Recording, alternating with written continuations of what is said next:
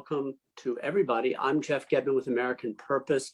I think, as many or most of you know, this discussion this morning, Washington, D.C. time, East Coast time, is a part of a 3-day virtual conference we're convening. We began yesterday, we finish tomorrow. It is marking 1 year American Purpose, for us, cause and community. I won't explain that because I think that is self-evident to everybody on this line. This session is a special pleasure. Russia and, or if you will, Russia versus the Frontline Democracies. This is rich. It's going to be moderated by Jonathan Katz, who leads democracy initiatives at the German Marshall Fund in the United States, M.J. Crawford, a gifted young American diplomat who has served in Moscow, who's been expelled from Moscow, who has served in Moldova, and then, of course, with writer and public intellectual Peter Pomerantsev, and another dear friend, public intellectual, and former president of Estonia, and former foreign minister, and many other things, of Estonia, Toomas Tam Ilves.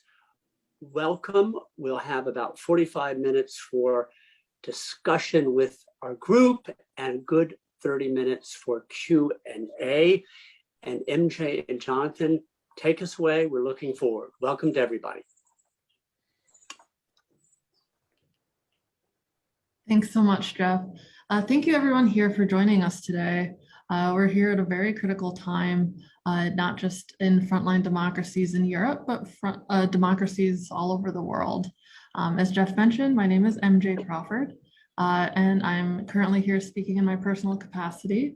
I do work as an American diplomat, where I'm currently posted in Islamabad, Pakistan, and I'm here today with a panel of wonderful presenters who have a range of experiences in the region. And we're here to discuss, as Jeff mentioned, the influence of Russia on frontline democracies. Now, we've seen parliamentary elections most recently in Russia that yielded little surprise. We're dealing with a range of different issues, from hybrid threats to tech issues to the relationship of our democracies and our companies in the West to Russia and its government. And there's been a lot of developments that have happened over the past year. We'll get more into that later, but first let me introduce my co-moderator, Jonathan Katz from the German Marshall Fund. Jonathan is the Director of Democracy Initiatives and a Senior Fellow with the German Marshall Fund, based in Washington, D.C. Prior to joining the German Marshall Fund, Jonathan was the Deputy Assistant Administrator in the Europe and Eurasia Bureau at the U.S. Agency for International Development. There he managed U.S. development policy, energy security, economic growth, and democracy and governance programs in Europe and Eurasia. So with that being said, I'll turn it over to my co-moderator, Jonathan. Thanks. MJ, thank you so much, and thank you for joining. I know it's pretty late on your end, and also all the things that you're doing, especially over the last several weeks, being where you are in Islamabad. Thank you so much for being here, for the work that you're doing, and other diplomats, U.S. diplomats who have faced many challenges over the last several weeks. And I'm sure Afghanistan may come up in this conversation. But Jeff, thank you so much, President Elvis, Peter, Nino, and others. I just want to first congratulate American Purpose on this anniversary. And when we talk about front lines of democracy, American Purpose has been an extraordinary leader, thought leader, convener. And I know on behalf of the Transatlantic Democracy Working Group, where Jeff Gedman is a co-chair along with Norm Eisen, we appreciate the partnership with American Purpose. I know the German Marshall Fund does as well through our work, our democracy initiatives, but other programs that focus on frontline challenges. Today, there's a focus on Russia. MJ mentioned a number of the deep challenges. It's great to have President Elvis here too, who's who's dealt with both the challenges of transitioning a country post-Soviet space, but also has been focused on the challenges, security, economic, and others that faces Estonia, Baltic countries. Let's say the region, Eastern Europe, is still in incredible flux. What we see in Belarus, what was mentioned, the elections over the past day, the transition we see in Ukraine, Moldova, but we don't have to look too far to see that those challenges are ones that the transatlantic community are trying to figure out how to best address. And we have a new president in the United States, President Biden, who's made transatlantic relations the cornerstone of a new democracy agenda that I think others have talked about already, but also in dealing with the challenges of autocracies, kleptocracy, and human rights, not only just in Eastern Europe and in the regions that we're going to talk about today, but globally. And so we see these particular issues falling out. So if I can, I want to get this panel rolling even further. And President Elvis, I just wanted to introduce you and welcome you. I think you need no introduction in this group, but I will do my best to do a short bio. You served as the 4th president of Estonia from 2006 until 2016. You worked as a diplomat, a journalist, a leader of the Social Democratic Party in the 1990s, served as Minister of Foreign Affairs and member of the European Parliament. You played so many critical key leadership roles, both in Estonia, the Baltics, NATO, transatlantic community. Thank you so much for being here. Peter Pomerantsev, thank you so much as well. It's good to see you again. And an acclaimed, member of American Purpose, the work that you do there, but also as a journalist, as a professor, acclaimed author as well. And you said a critical thinker, intellectual, as well as Jeff pointed out. Thank you so much. My colleague, Nino Evgenidze, who I've worked with closely, one of the leading think tank voices, both in terms of Georgia and U.S.-Georgia relations, but also transatlantic relations, democracy, and governance. And I have a feeling today's conversation, when you respond to our participants at some point, is going to focus on the deep challenges that you see for those countries that are still struggling with the threat of Russia, but also of integration and democracy. If I can, President Elvis, can I turn to you first, and then to Peter, just to kick off this conversation, and we're going to go back and forth with some questions and responses, and then we'll come to those that are participating using the chat function if you want, or raise your hand to speak. It's a group that we feel like we can have a real conversation today. So President Elvis, just sort of picking up on these themes, we've had an election. It's not really, you can't really call what took place in Russia a real election. It was not free, it was not fair. The US State Department came out with a statement yesterday about really saying this was the case, but really not in a way really condemning what we've seen, which was this real backsliding internally and how Russians are impacted by it. But maybe you could just speak to the wider policy right now that you see, and as a former president of a truly a frontline country, how you see the current policy transatlantic and the Biden administration playing out with Russia. And then Peter, I want to turn to you maybe to speak about, you can respond to that, but also to discuss the outcome of this non-election and what's happening internally in terms of democracy and Russia, or lack thereof. President Elvis, can I turn to you? Sure. Well, thank you. And I too would like to thank and congratulate American Purpose, which is actually the one forum that has consistently stood up for liberal democracy and sort of the open society and its enemies. That's for that, I'm grateful to, in particular, American Purpose for doing that. Now, first of all, let me just sort of give a slightly different perspective. First of all, I think that frontline state, maybe militarily, former Soviet maybe sort of historically, but 30 years of independence, which we just celebrated, and which we simultaneously are, first of all, one of the least corrupt countries in the European Union. Our GDP per capita has recently exceeded Spain, one of the old countries in the European Union, and will soon beat Italy. We are no longer former Soviet Union. So our perspective here, and especially here psychologically, is that, well, we're fairly entrenched in the Western camp, where we see the kinds of major threats are not, at least in liberal democracies, healthy liberal democracies, are not in countries like mine or Latvia or Lithuania, but in fact, we see the huge efforts directed towards undermining democracy and elections, most importantly, in older, so-called older European states. I mean, the threats, I mean, if you look at what's happened in Germany, where the bulk of attacks on anyone in the upcoming German elections next weekend are directed at one candidate, one party, because that's the one party that has objected to Nord Stream 2, the gas pipeline, that has actually stood up for human rights and condemned the meddling and the invasion of Ukraine.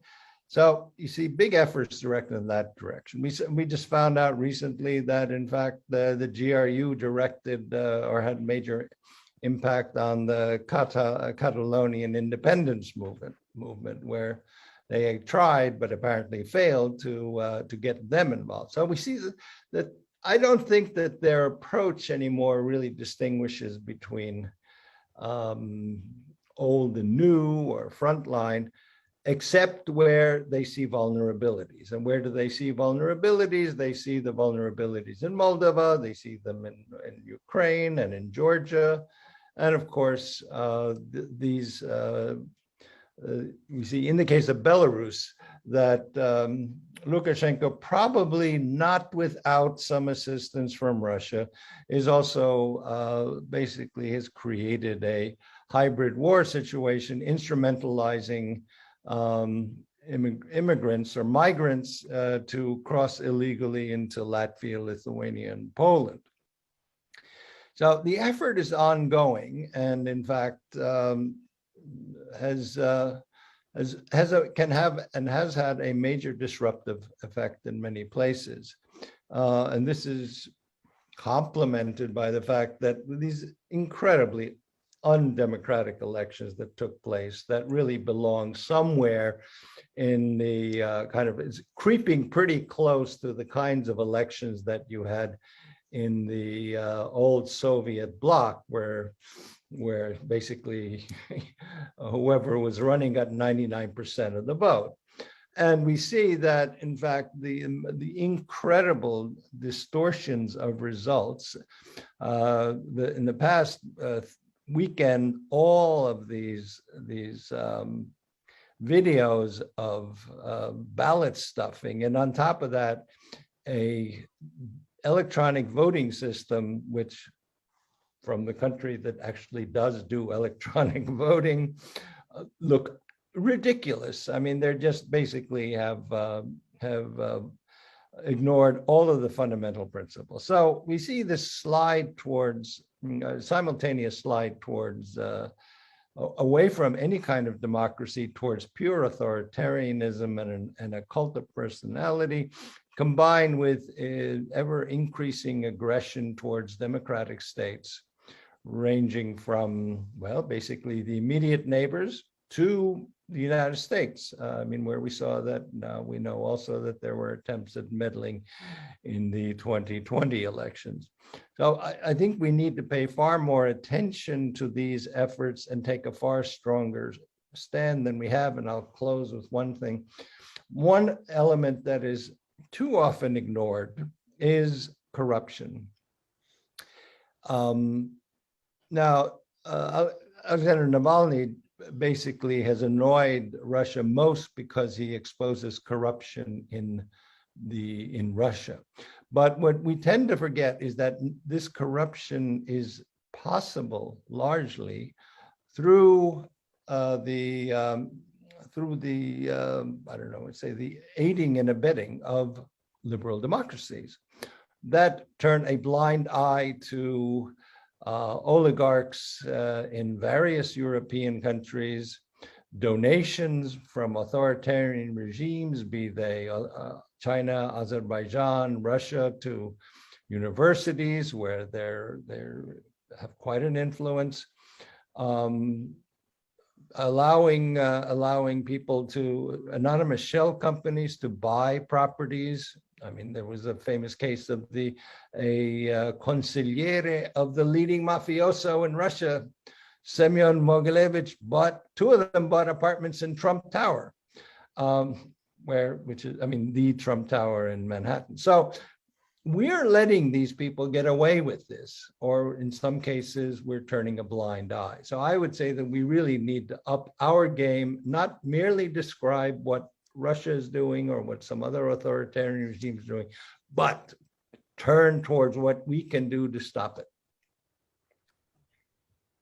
Thank you for kicking us off with that. And I think that latter point, I'm sure, is going to come up in this conversation too. And I think it's having a deep impact as we think about Nord Stream 2. And I remarked that there was a group of Ukrainian parliamentarians and civil society organizations sent a letter to President Biden pre his meeting with President Zelensky saying, hey, stop Nord Stream 2. If you truly believe in countering corruption, and you're concerned about autocracies and kleptocracy, you have to realize that this gas deal is wrapped up in Russian corruption because it fuddles and it supports both corruption and the work of the Russian government to undermine the West. So what gives? Peter, can I bring you into this conversation too? President Elvis talked about about the Russian election, about this becoming more and more like what we saw previously, more authoritarian, more of an autocracy. And I know you're following these issues fairly closely, but also really almost what we would say would be an 11th hour decision by major tech companies to basically to remove what's called a smart voting app at the request of the Russian government. Maybe one, could you speak to the election? Do you share President Elvis his thinking on this, or share the perspective about where the direction that Russia is moving? I think many people, maybe that's self-declare, but there are still some who believe that within these elections, even though they're not elections, there's still some important things that can be gleaned from what took place, but it's becoming more difficult. And then also maybe just talk about this issue of ensuring independent media, independent voices, and sort of countering the disinformation, including from within. I think most people view Russian disinformation externally, whether we talk about elections in Germany or in Spain, or movements, or even in the United States, where the headlines today had that money was funneled to the Trump campaign from Russians. It was headline, perfect timing for the conversation. But if we could turn it over to you, maybe just to respond. Thank you very much for having me, and lovely to see so many friends and also new faces. Before I dive in, do you want me to talk for a certain amount of time, or is it a 30-second punch, or do you want me to? You get several minutes here to lay out your thoughts.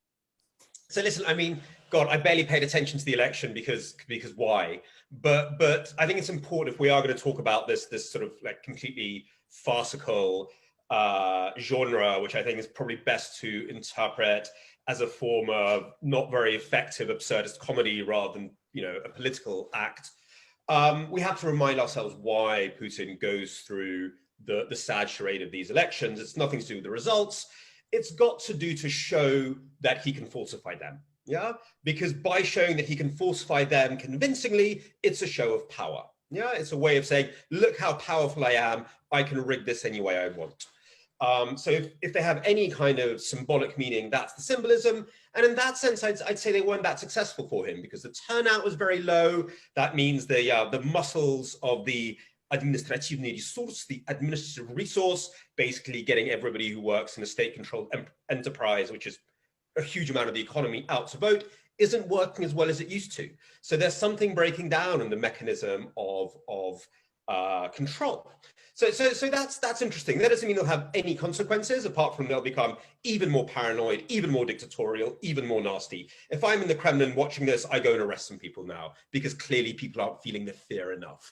And this is the route they've chosen. They threw out their kind of, you know, if we're going to make Soviet kind of comparisons, they're kind of like Putinism with a human face people a long time ago. They've all marginalized the people who wanted to have some sort of democratic levers in society. And yeah, they've gone for this kind of 21st century, you know, rather lame rehash of 20th century dictatorships. So that's really the thing there, I suppose. I mean, the big thing that's changed though from the Soviet times is that then there was an alternative. There was the Soviet model. And I think for Russian citizens or Soviet citizens, there was always an idea of a good Europe, a good West that had a good model somewhere else. Not ideal, people were not naive somewhere, but most people were not naive, but an alternative. And of course, the great push from Putin's propaganda has been to say there is no alternative. There's no alternative to Putin domestically, and there's no alternative internationally. That's why the corruption is not just corrosive, but also symbolically very important. If you can show the whole world is corrupt, that, you know, the US is just as corrupt, that Italy is just as corrupt, then that very important motivation disappears for the people who struggle against Putinism. That's why every time, you know, more barrel bombs are dropped in Aleppo and the West twiddles its fingers and doesn't even show sadness anymore, or every time that Russia gobbles up another piece of territory and nobody cares.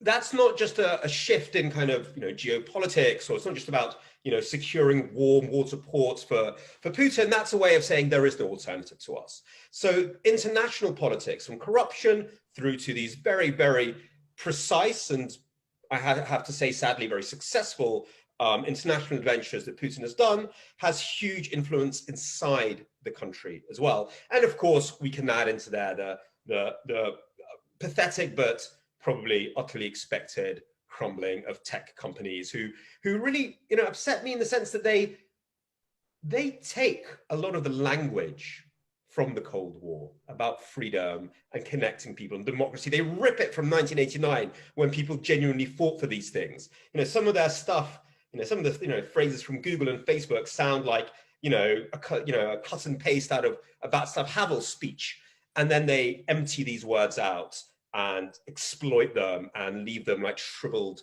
husks on the side of the road to greater profit and greater conformism. So it's all pretty sad. Thank you so much, Peter, and President Ilyas. That's a really interesting characterization. I can't disagree with that.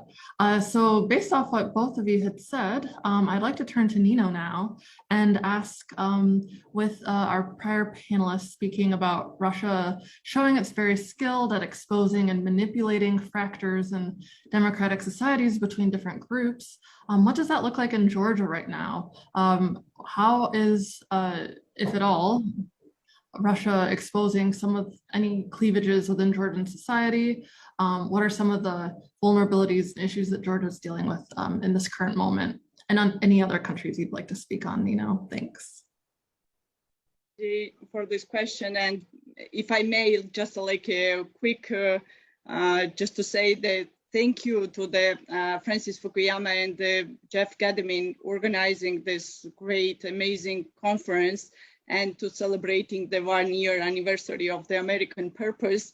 If I may start with the good news from Georgia, that we are fortunate and like privileged that we became the first international language like a partner to be a publisher of the American Purpose in Georgia. And in next week, we're gonna having the first like, you know, the print version of the American Purpose, and we are very proud of this. And of course, the almost like 9 years right now, I was fortunate to working with the Francis Fukuyama, with my teacher and mentor in different, like, you know, the amazing projects in Georgia, and not only Georgia. And with my great pleasure, I'm using this opportunity to thanking him to be a greatest ally and a partner of all freedom fighters around the world, but from especially the frontline countries like Ukraine and Georgia.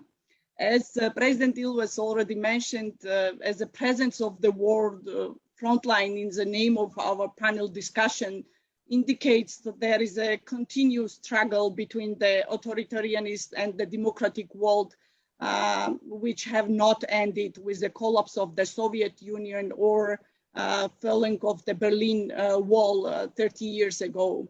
In our Georgian context, being a frontline democracy has a double meaning. First, we are at the front line as an occupied country in a state of undeclared, or you can call hybrid war, if you prefer, with Russia, and the physical front line, barbed wire, fences within a couple of dozen kilometers, 20 minutes drive from Tbilisi, capital of Georgia, where I'm now. And it's very hard to overestimate the negative influence of such a heavy presence of armed forces of the Putin's regime that near of the Georgian capital. Besides challenging Western interests and values in the broader context, Russian military presence in Georgia is heavily impacted already everyday life, political process, and the overall function of the Georgian society, because the last 8 years since we got the Russian mafia-style oligarch ruling this country unofficially, informally, we are from one of the best reforming country in the world. We became some kind of mafia style state where the all institution now captured by the one single kleptocrat and oligarch. The second dimension of being a frontline democracy in Georgia is being at the front line of the global struggle between the authoritarianist and revisionist forces aiming to change and challenge world liberal order and somewhat imperfect but still democratic union of liberal democracies and aspiring countries. As a directly impacted country, Georgia is experiencing all diverse and complex tools Russia and other revisionist and the revisionist forces are currently using to advance their goals. And beside direct pressures and aggression from Kremlin, to which Georgia is more or less accustomed, Georgian fragile democracy is very negatively impacted by the destructive processes taking place in Western democracies. Strategic uncertainty, confusion, and internal problem of the liberal democracies are not only developing frontline democracies amplified and fueled by the Kremlin, but also used to intimidate developing frontline democracies with a wide array of propagandistic tools they have at their disposal, and even the latest, the American military withdrawal from the Afghanistan was used as the propagandistic tools to showing that you see how Americans are living or alone their friends and allies. It is utmost importance for the survival of the frontline democracies to be able to count on the support of the Western democracies, because as President Ilves mentioned, that the kleptocracy and the corruption is a global phenomena. It's not only Georgia's phenomena, but we with our internal vulnerabilities having with an occupation, having the oligarch running this country, cannot stay alone in this fight. Without unified, coherent strategy of the West towards revisionist forces of authoritarianism, the fragile frontline democracies, both by their objective, like a size economy, population, or subjective weak political system, corruption, and so, elements will not be able to resist internally forces which are vastly superior to their capabilities, you know, and we don't see any alternative future for Georgian society other than based on liberal democratic values. We don't and cannot call a potential like a return of Georgia within the Russian sphere of influence a future. This would be only a return to the past, but so we ready to fight and will fight until we win or disappear. But the reliance of Western allies and friends in this struggle will considerably increase our chances of victory, which will be not only Georgia or Ukrainian victory, but the victory of all democracies and overall victory of the value-based international order. I think without this, I mean, from here we see ourselves that we're not going to survive. Thank you so much. I'm going to stop here, and maybe if you have any questions, then we'll be more than happy to answer. Thanks a lot. Thank you so much, Nino. Just one point that I wanted to touch on, you raised the issue of the withdrawal from Afghanistan and the possibility of that leaving a vacuum for authoritarianism, potentially not just in the region, but elsewhere. Peter, and did you have anything to say on that? President Ilias, did you have anything to say? I think one effect of the withdrawal in the way it was done is certainly to shake confidence among many European countries, be it Western or Eastern, in the United States' willingness to, well, to deal with the security of our region. I mean, you combine this with the AUKUS or AUKUS problem. We see that, and on top of which they kind of combine that also with the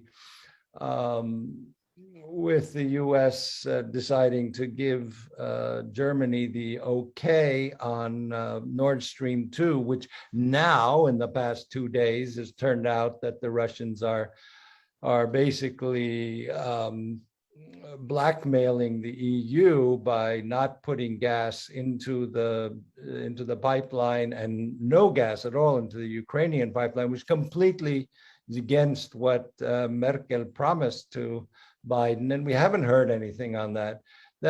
All of those combined, I think, shake a lot of people's confidence in the United States really playing a role in Europe. And of course, we can also look at the rather extreme reaction of the French here to the AUKUS AUKUS brouhaha.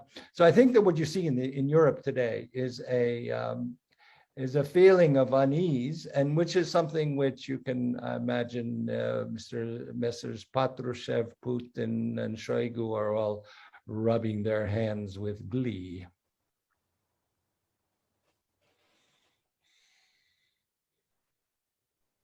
Thank you. Peter, anything? Oy I mean, like, I can just tell you, like, there's been sort of layers of schadenfreude from Russian media. You know, all these steps are you know, any Western disaster and any breaking of Western alliances is obviously fantastic for Russia. I mean, speaking more as a Brit, when Brexit happened, I was among sort of like, you know, a very small group of probably around 6 people for whom the Brexit tragedy was less about the choices between Europe and Britain, which are very, very old and well known, but actually what the consequences would be for the Western alliance. And you know, Russia has always dreamt of Moscow, Berlin, Paris axis. They talk about this a lot. It feeds into so many fantasies there. And with Britain leaving the EU and kind of pulling a lot of these alliances together, or being a small but not insignificant cog in doing that, I fear that the Eastern Europeans, or the liberal Eastern Europeans and the Northern Europeans, now feel very alone in the EU. geostrategically, and we have a real sense of a strain of rhetoric within the EU, which is soft to the point of enamored with authoritarian regimes. And that's very, very worrying and very, very sad. And that we hear that from Paris. We've always heard that from Berlin, and obviously from the pro-authoritarian Eastern European countries or Central European countries. So the sense that the EU will just drift into, it won't become authoritarian, but it'll become neutral, or which is really a way of saying amoral. Whenever a country says it's neutral, it just means it doesn't want to make moral choices. And that's a real possibility now. Can I just follow up on this, President Elvis? I just want to just sort of responding. Do you get the sense that there's fractures, and there has been fractures in terms of approach to Russia? When you see the consortium that makes up Nord Stream 2, you can see that, former leaders, very high ranking, you've seen German former chancellors, in the pay.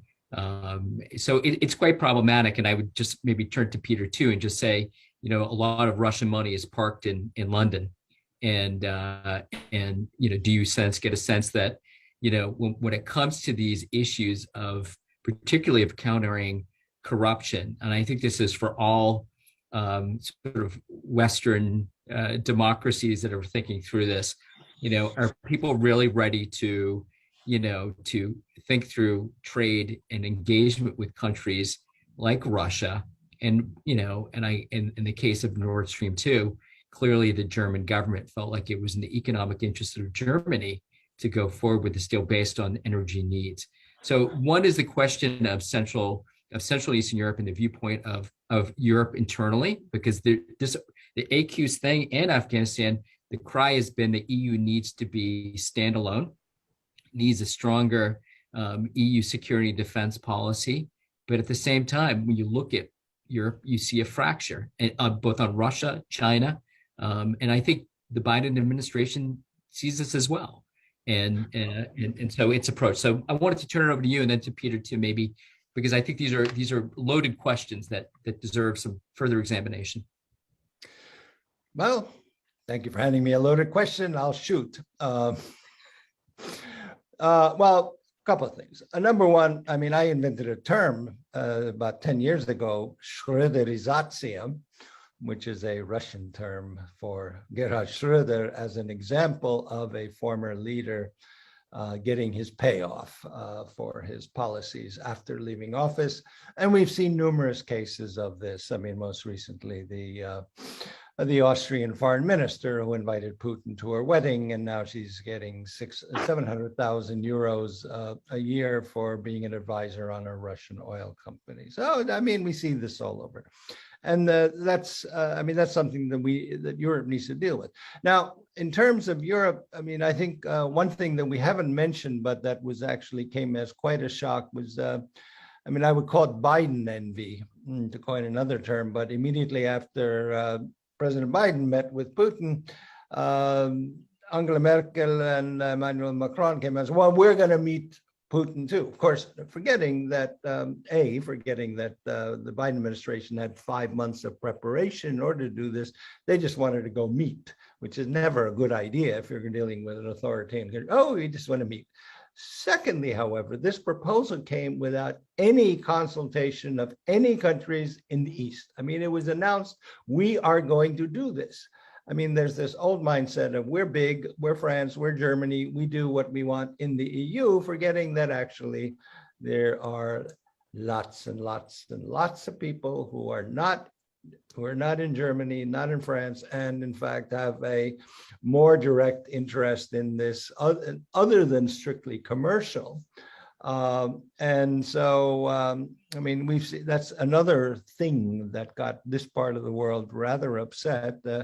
And I was actually surprised to see that this part of the world so pushed back, and it did not happen precisely because there were no consultations whatsoever, which still shows a certain mindset that has not changed, even though it's been 17 years since countries from the east of Germany and France joined the European Union. Peter? Peter. Yeah. Just coming back in and sort of responding, and certainly from your perspective too, I think maybe it's interesting that the fallout of what's taken place hasn't necessarily been as focused on the withdrawal of ambassadors, of French ambassadors, was from Australia and the United States. And it's an interesting moment for what you talked about in terms of the UK's position. But I did want to come back to to think through, as from your lens on this transatlantic space. I think, there were many in Washington who certainly lamented when Brexit occurred that the UK being in the EU was such an important position, at least for the perspective of US and US interests. But one, could you speak to sort of what you're seeing from London on that issue? But I also want to ask you, I asked a question because we're talking today about Russia and frontline issues, and it seems that the UK and Russian money in the UK, in London, is something that has been of concern. Part of the Biden administration strategy rolled out an anti-corruption strategy this spring, is focused on sort of domestic efforts to prevent the parking of this type of corrupt money. It's to find ways both at home. The Summit for Democracy is not just about sort of external democracy, it's about internal as well. And I think the US is ready to move forward on cracking down on those that seek to park corrupt funding. It was mentioned the buying of condos at Trump Towers in Manhattan. That's one example of how oligarchs seek to park their money, their corrupt money, in the West. So I wanted to maybe speak to that, but also to these broader issues too about Europe and sort of incohesive policy approaches, the West versus the East. And I don't want to use old and new. That's a early 2000 G.W. Bush administration terminology that we used at that point. But how does that look, and how does Europe actually come together? And I think including the UK, even outside of Brexit. Yeah, I mean, so firstly, to deal with sort of Russian money in Britain. So look, there's two questions here. One is about what is Britain, or what will probably be England very soon, vision of itself in the world. And the English debate is very split and very schizophrenic. One part, and certainly our former foreign minister used this sort of language a lot, kind of harks back to England, robustest defender of liberalism, the Britain of the 19th century, getting rid of, the slave trade, that Britain with global responsibilities, always kind of avoids the fact that a lot of that was done at the point of a gun, but that's an image, and in Britain, we're always obsessed with ships. So it's a certain type of shift, a rather heavy 19th century Victorian a gunboat, shall we say. And then there's another strain, which is very powerful, and I think goes much deeper in the English psyche, which is England, the country of pirates and brigands, Drake's England, 16th century England. And as Britain decomposes, which looks highly probable at the moment, or going towards that, a lot of it goes back to that. An England with no international obligations, an England that spits on international rules, a little bit like Russia in that sense, freewheeling, improvisatory, and corrupt, and joyful in some way. So that's a real tension inside the English psyche, shall we say? And we'll see which way it goes. It'll probably be neither. Both of those are probably way too self-aggrandizing in their own ways. But if, and corruption is deeply linked with that. If we have international responsibilities, a role to play as a liberal power, then more action, I think, will be taken against us being a hub of what's strangely always referred to as dirty money. But let's come back to the question of Russian money specifically. It's tiny. It has no effect on the British economy. Britain is actually one of the few countries that's been robust on Russia. And frankly, seeing that as the weak point in Europe, I think, is just not reflected by the facts. So I don't see Britain as the weak link. The weak link is obviously Germany, which is not just sort of psychologically dependent, which it is on Russia, but dependent in very real ways in terms of oil, gas, and its economy. Britain could cut its ties with Russia very, very easily. So I don't think Britain's the weak link when it comes to Russia. There is a deeper question about what role Britain or England plays going forward. So that's that. But in terms of, look, I think Thomas and other people here are much better on global international relations. That's not the world I live in. I just talk to people on the ground a lot, people who are in despair in Syria or Belarus or Burma, who call me up and call other people like me up saying, Peter, do something. Why is no one listening to us? All the rules are being broken. Human rights are being trampled, not like once a week, but every second. Does anybody remember Lukashenko brought down an airplane in European airspace and brought it down with a fake claim to pull a journalist off board? You know, this is an act of terrorism. It's just like forgotten 2 seconds later. The amount of Syrians who've given me kind of data saying, look, more war crimes by the Russians. Can you do something with this? And as David Miliband so articulates so well, we live in an age of impunity. No one cares. So something's broken down. Something's broken down between international crime and it having any kind of meaning. And I've given up telling people, oh, a new administration will come in and do something. They won't. This is a Washington with, sadly, I mean, much better on what came before, but with no words, no ways of kind of telling a coherent narrative about democracy in the world. You have different departments doing different things. Kerry's doing one thing. Blinken seems to be doing another thing. Sullivan's doing a third thing. We haven't heard them articulate a vision yet. So what I tell people when I talk to them in Belarus, in Burma, and other places, like, guys, you're on your own. But start making alliances with each other. Start, thinking, how can Syrians and Ukrainians work together? How can Burmese and anti-corruption activists in London work together? Find your targets, cripple them, destroy them. You're on your own. Sometimes you can get a state involved. Great. That's the way Navalny's been working for a long time, by the way, in Russia.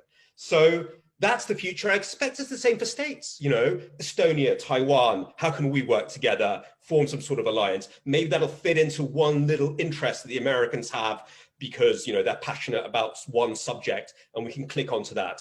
Forget large narratives. Sadly, forget the stability of large alliances. We're in this liquid world where you have to constantly be reinventing yourself, constantly finding new connections. And maybe we'll get to somewhere later on. Maybe there'll be a democracy summit and suddenly all the democracies will come together in a unified front. I'm tired of waiting for that now. So that's where we're at. It's kind of guerrilla tactics.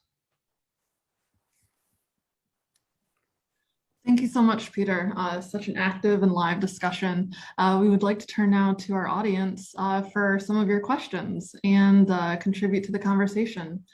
So if you have any questions, please either raise your hand or you can write them in the chat box.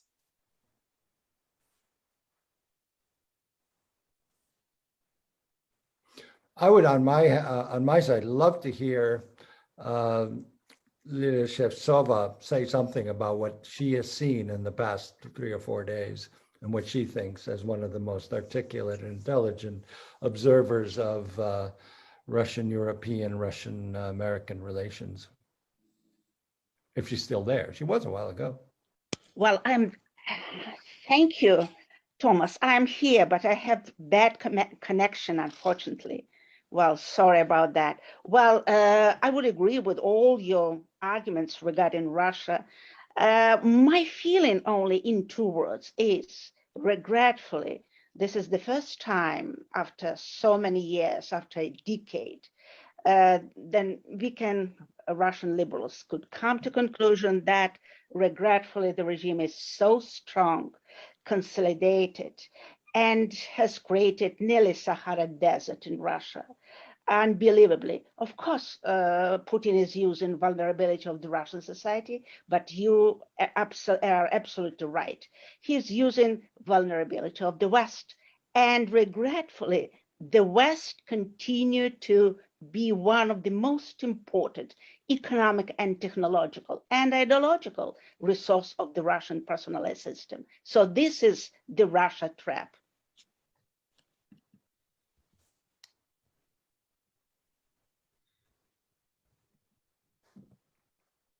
Please raise your hand if you have any questions or comments. While we wait for that too, I wanted to maybe just, Nino, just bring you back into the conversation. Peter, that was pretty impassioned in terms of sort of the perspective of a very liquid world. And I wanted to maybe, you mentioned Estonians, you mentioned Taiwanese, and we've seen sort of developments between, for example, Lithuania and Taiwan that have been in the headlines in terms of that relationship. But Nino, just sort of as how are the Georgians, are you looking out and you're looking at, there's this effort on a Euro-Atlantic track and integration, frustration. Do you share, sort of looking out what Peter is saying about the need to, in this point in time, for countries, democracy activists, human rights activists, others to form these alliances? Is there a sense of frustration in Georgia about partners, or is it more a frustration about the internal political development that has put Georgia where it is today? And I thought you might be a good respondent to Peter's statement, because I think there's a lot of truth to what he is saying about what's taking place globally right now.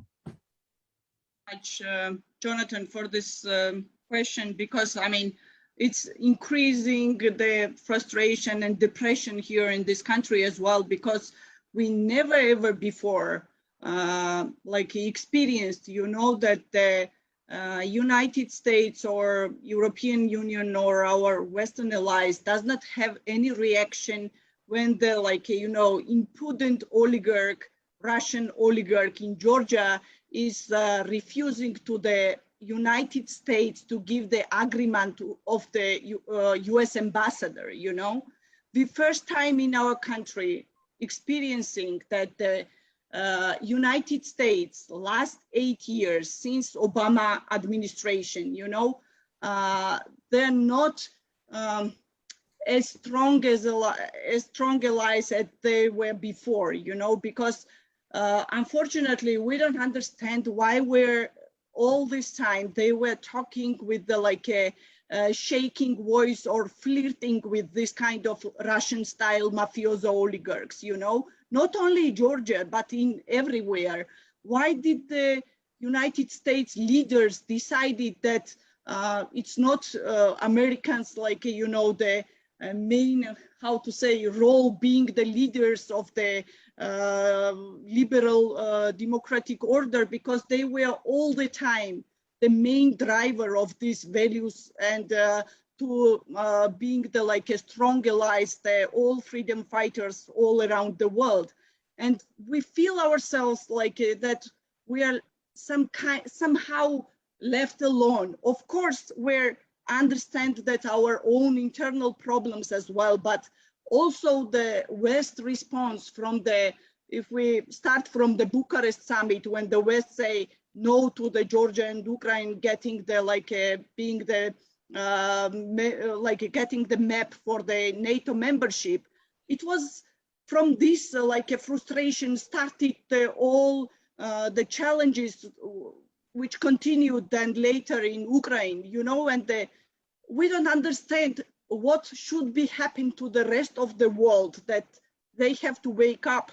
And yesterday, the former president of the World Bank and great speaker of American Purpose discussion, Robert Zoellick, brought the a public polls of the American peoples, that the more than 70 people of Americans, they still think that they are the leaders of the to being the a main driver in foreign policy agenda, to support the freedom fighters and so. And why the Obama Biden administration, it's already 8 months left. I mean, they are in the office and still are discussing how to re-engage with Russia.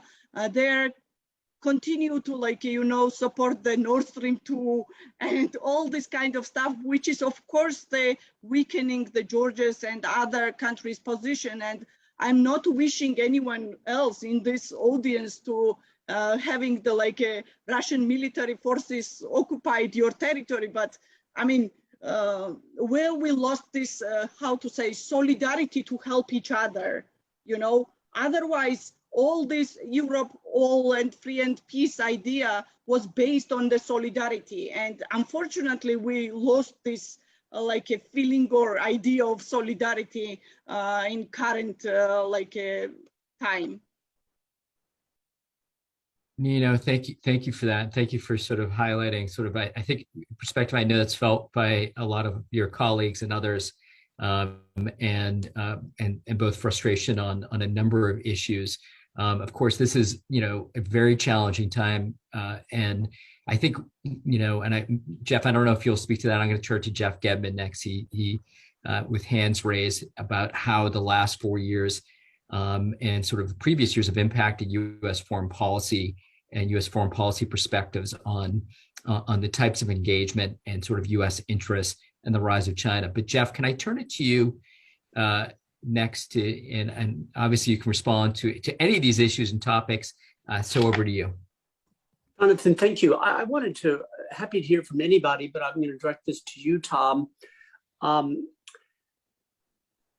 This word vision has come up a couple times or so today, and it's usually dismissed or ridiculed, but it seems to me that vision actually comes before strategy and tactics. And once upon a time, we did have vision, and you just alluded to it. We called it Europe whole and free after the end of the Cold War, and we had methods: NATO enlargement, EU enlargement, the development and consolidation of democracy internally, rule of law, and so forth. It seems to me, and for a variety of reasons, that we in the West have lost our way or are focused a little bit. And in the East, it's not so. There's this parlor game in Washington for years and years now.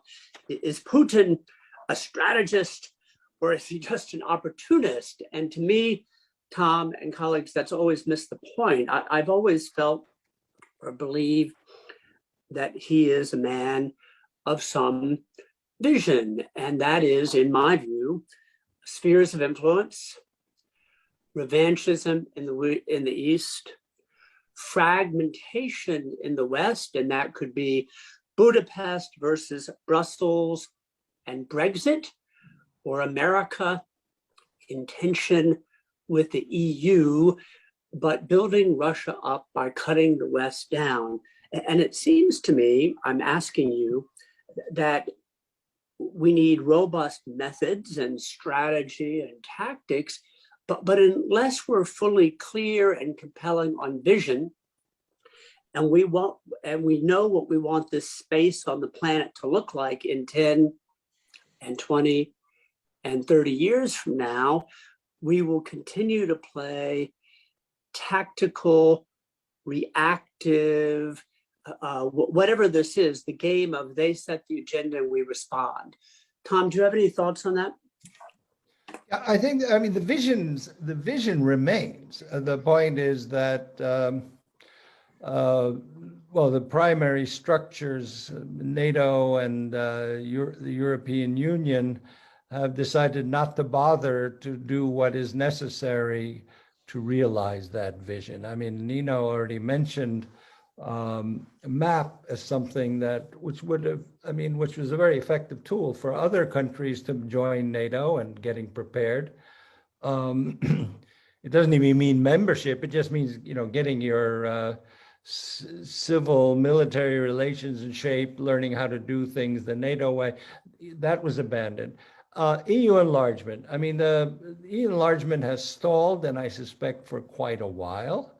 The EU enlargement process had a huge effect on the countries that wanted to join.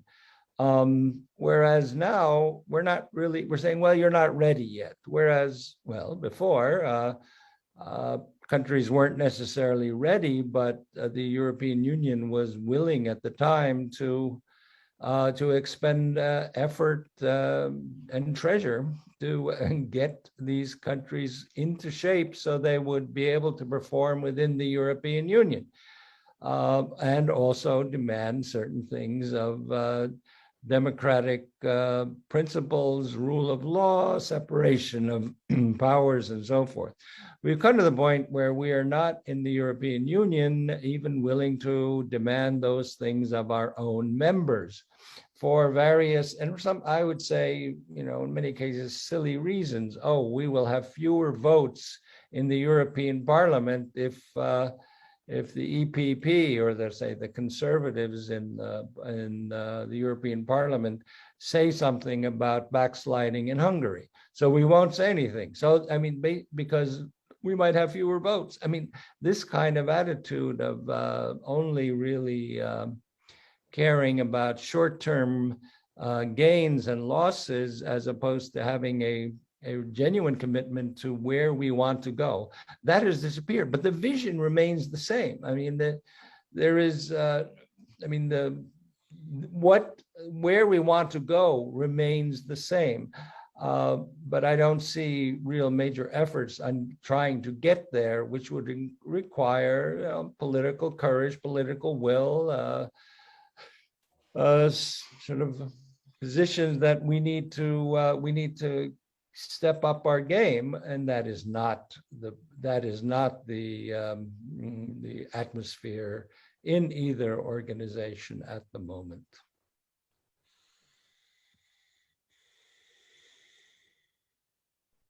Peter, did you want to respond? You look like you might.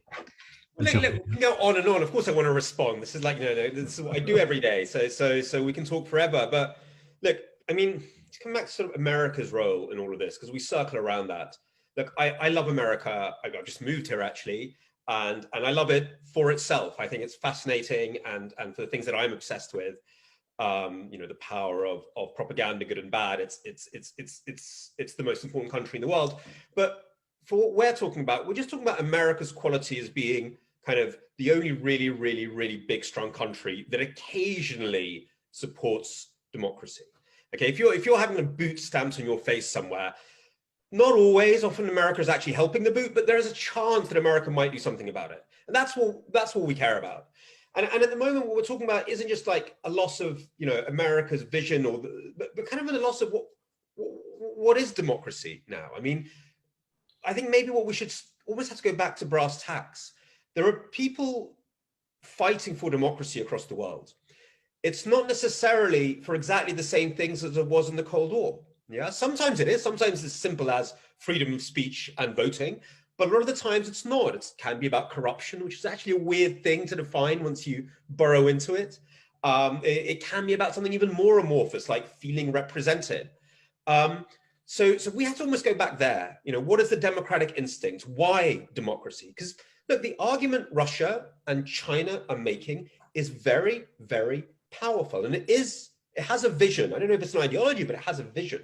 And the vision is that in a world of fracture and chaos, in a world where big data could well be, or makes the claim of organizing society more effectively than democracy, they're saying that authoritarianism, centralization, and top-down control is the only effective way forward. They are selling that idea all over the place and very, very effectively. So we have a crisis about why democracy. I mean, my instinct is to start at the bottom. Why are people fighting? Why, from Hong Kong to Santiago, are people still fighting for democracy, even though the language is gone, even though the big ideas have gone, even though the big superstructures look to be crumbling?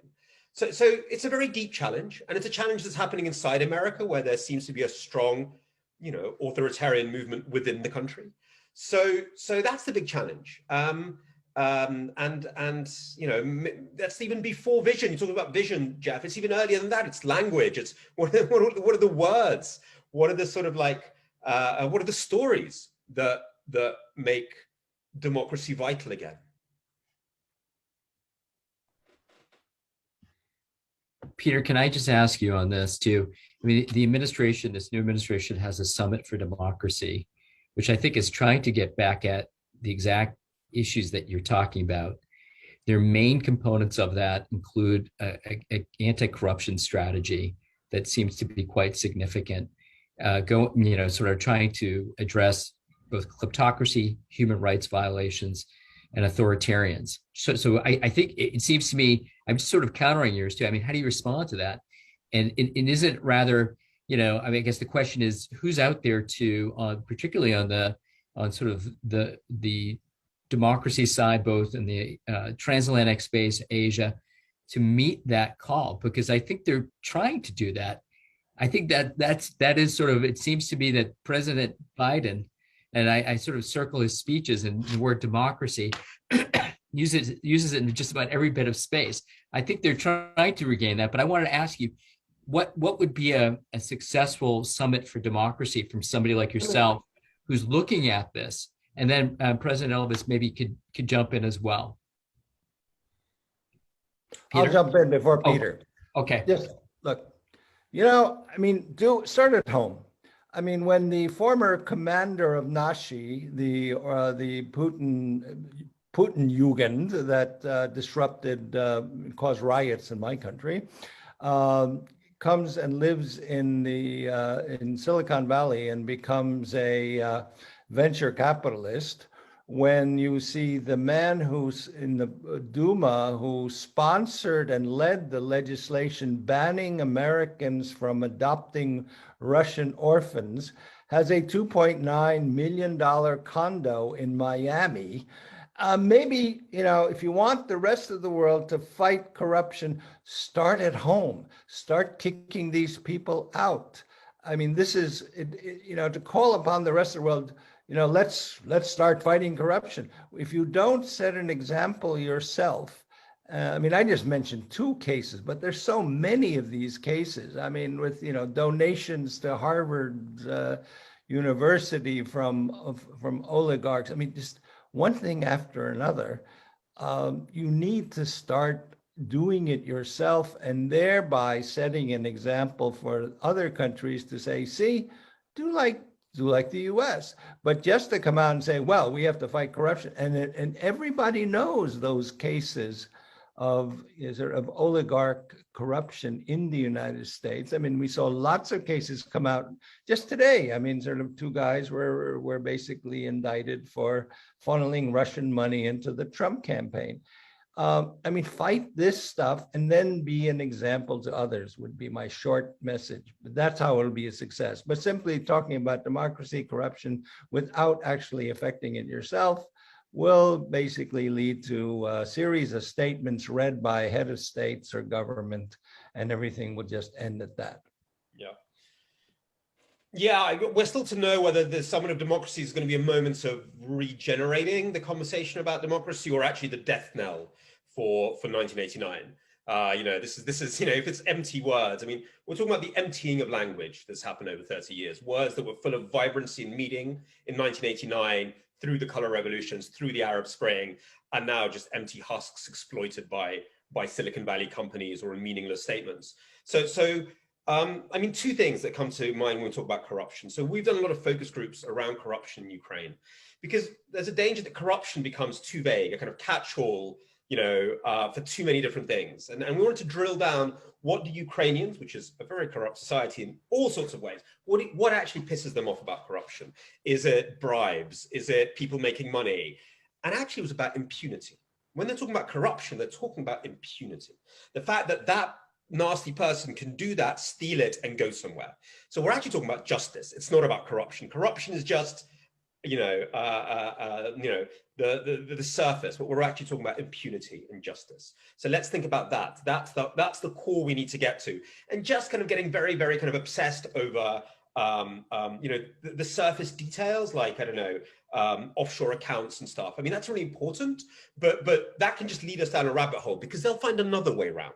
Yeah, the idea that they won't find other ways around is naive. That's very important when we talk about corruption. What do we mean, and what is the important bit? The other big thing I think that we need to address is, look, one of the big things that came apart with regard to 1989 was this, what seemed in retrospect, an absurd interconnecting between the free markets and free people, between, this old theory of change. If we introduce market capitalism in China, they will become democratic. Or if in Russia, as we have now, we have a strong EBRD middle class, as in defined by the EBRD, that'll save Russia from dictatorship. Like, what utter nonsense that turned out to be. But we have to really think about that. How can we reconnect, or can we reconnect economics and human rights? And you saw economics and human rights sort of drifting away from 1989, further and further and further away. And these days, I'd say libertarians and human rights activists are each other's enemies, when once upon a time they were close. You know, think back to sort of some of the think tank consensus in the 1980s. And if anything, the libertarians have gone very pro-authoritarian in some extreme instances. So bringing that back together, working out what is that dynamic between economics, the free market, and human rights is really important. And it might, you know, I'm not an economist, so absurd if I talk too much about it, but that's a really big thing that has become destroyed and that we need to think very carefully about. Was it just nonsense? Yeah. Was it just a bit of propaganda from our side? Or is there something there that we've missed? And if that means, umpteen sessions on Adam Smith's and the morality of the market, so be it. We will suffer through that stuff again.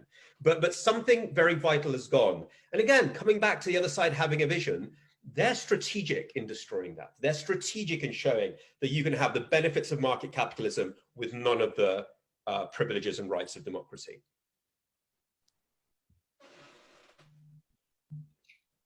MJ, did you want to pick up from here too? Because I know we're close to that, our time. So I'm going to turn it back over to you. Absolutely. I wanted to thank both of our panelists for speaking today on this really important topic. Before, if anyone does have any very quick last comments, we welcome them. But before that, Jeff, do you have anything to say? The only thing I have to say is warmest thanks to you, MJ and Jonathan, for managing this conversation, and you, Peter and Tom. I've taken tons of notes, and I'm given to reflection. It seems to me, and you have helped us a lot, that we need crystal clarity around concept. We need to establish priorities. We can't tackle 17 things at once in today's environment. And we also, and I take this away for me, myself, from this conversation, we need a return to fighting spirit, if I may say. I heard not so long ago from our friend Karl Schwarzenberg, Havel's good friend, former foreign minister of the Czech Republic.